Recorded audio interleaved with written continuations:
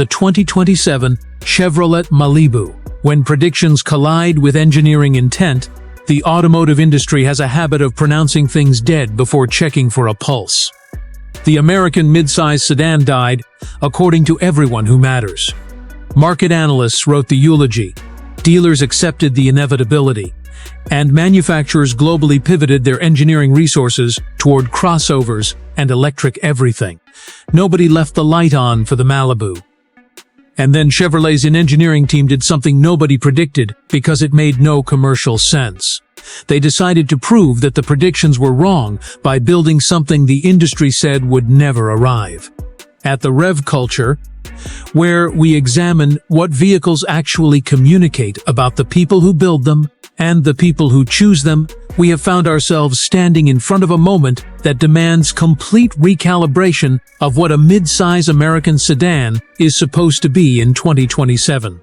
But before we explore every dimension of this machine, there is one engineering decision that will define everything about how you understand this car.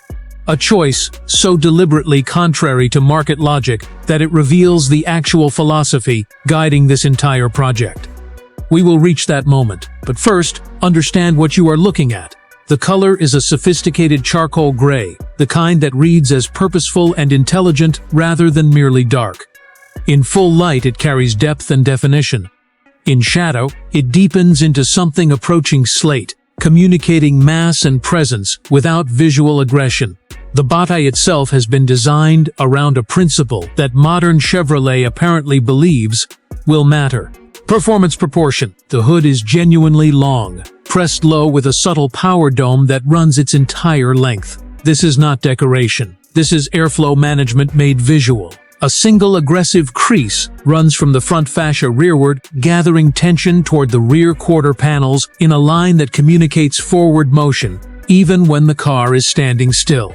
The front face is commanding. A wide mesh grille with horizontal bar treatment carries the Chevrolet bowtie centered at its apex.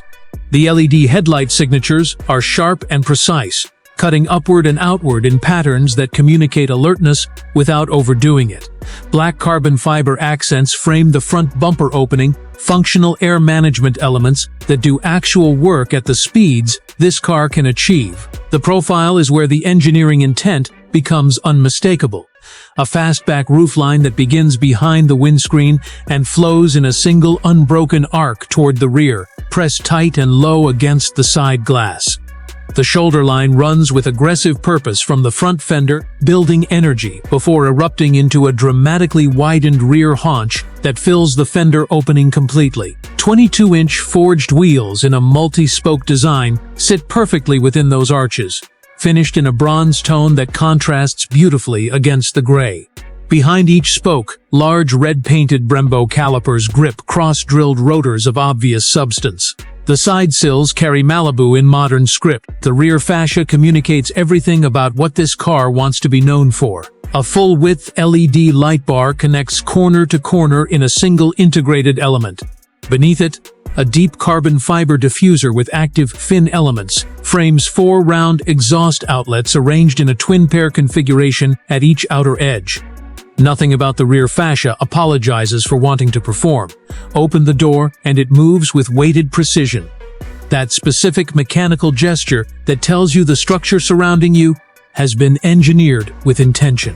Step inside, and the environment closes around you with a deliberateness that goes beyond typical sports sedan cliches. The seat is deeply bolstered, sport leather in black, with subtle gray stitching, carbon fiber shellbacks rising behind the shoulders. The grip is immediate and purposeful. The bolsters hold firmly at hip and shoulder, with a message that says, "This cockpit wants your attention." The headrest carries an embossed Chevrolet bowtie. The dashboard sweeps wide with clean modern proportions, surfaced entirely in materials that feel engineered rather than merely luxurious. A landscape format touchscreen dominates the center stack, flanked by physical control elements that you can manipulate without looking away from the road. The steering wheel is thick-rimmed and wrapped in perforated leather with carbon fiber inserts at the 9 o'clock and 3 o'clock positions. The bowtie sits centered at the hub. In your hands at rest, it already speaks about the car's personality. The ambient lighting throughout glows at a low gray-blue level that matches the exterior tone, intensifying when you shift into sport mode. The scent at this moment is that specific combination of new leather, fresh carbon fiber, and something faintly mechanical that every performance machine carries. The acoustic insulation is serious and deliberate. Close the door, and the outside world reduces to near silence. This is not luxury car silence where everything is absorbed. This is performance car silence where selected noise is managed with precision. You hear what the engineers want you to hear, nothing more. The powertrain decision is the one. Chevrolet specified a twin turbocharged 3.5-liter V6, a displacement and induction configuration that represents a philosophical commitment to efficiency without sacrificing character. Internally projected at approximately 520 horsepower and 480 pound-feet of torque. This is the controversial element. In a market segment where turbocharged four-cylinders dominate and efficiency standards rule every decision, Chevrolet's engineering team chose a V6 platform because it creates a sound character that a four-cylinder fundamentally cannot replicate. The twin-turbo system delivers power with a smoothness that Turbo 4s never achieve. Some analysts within the industry predicted this choice would prove commercially disastrous. Chevrolet made the decision deliberately, understanding that the buyers they actually want do not make decisions based on efficiency ratings. They make decisions based on what a car makes them feel. Start the engine, and the twin-turbocharged V6 catches with a controlled mechanical pulse that settles into a confident idle. The engine breathes with authority that communicates substance. Rev it gently, and the character emerges immediately. The twin-turbo's loading adds a layered urgency beneath the primary V6 note.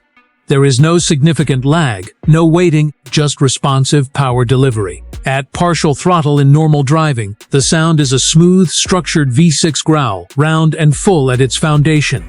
At 4,000 RPM and climbing, when the turbos reach full boost pressure, the sound transforms. Sharper, more aggressive, the exhaust note climbing a register as the additional air multiplies through the engine. The 8-speed dual-clutch transmission snaps upward under hard acceleration with mechanical precision. Each shift registers as a distinct event, the revs dropping sharply before reloading with the same urgency. In full acceleration at 6,000 RPM, the sound is a continuous wave of V6 muscle, deep at its base, urgent at its edges. The cabin acoustic tuning allows this sound in at a carefully calibrated volume, present enough to be undeniable, controlled enough to remain livable at cruise speeds. From behind, the wheel in motion, the Malibu establishes its character immediately. The steering is direct and weighted, responsive without nervousness, communicating genuine road texture through the rim without demanding muscular effort at parking speeds. Turn-in is immediate and confident. The suspension, an adaptive system with real-time damping calibration, keeps the body composed through corners without feeling brittle over imperfect pavement. The brakes are powerful and linear, large Brembo units that respond with confidence and consistency. Throttle application below 4,000 RPM is smooth and manageable, something you can use fully in traffic without creating distraction. Above that threshold, when the turbos are fully loaded, the power delivery demands genuine respect and attention. This car will move with intention. The rear tires hook with authority through a limited slip differential that manages traction intelligently, but in wet conditions or on cold rubber, the 520 horsepower to the rear wheels is not something to treat without consideration. This car belongs on an empty interstate late at night. The road stretching endlessly, the turbo note filling the silence, the suspension reading every texture beneath the wheels. That is where the Malibu feels spiritually correct, wide open, urgent, fully alive in a way that midsize sedans are not supposed to be. Estimated pricing is expected to approach $85,000 depending on specification. For that, you are purchasing something the market insisted would never exist again. A midsize American performance sedan that does not compromise on capability to chase efficiency scores.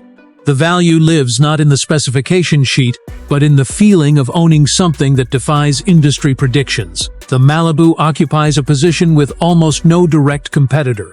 It is too aggressively American to be compared against European sports sedans. It is too focused and capable to be lumped with generic midsize offerings. It is a segment of one, a middle ground that the market said nobody wanted. The person this car was built for has watched the industry abandon the midsize segment without ever questioning whether that decision was actually correct. They are someone who appreciates engineering, that takes a position.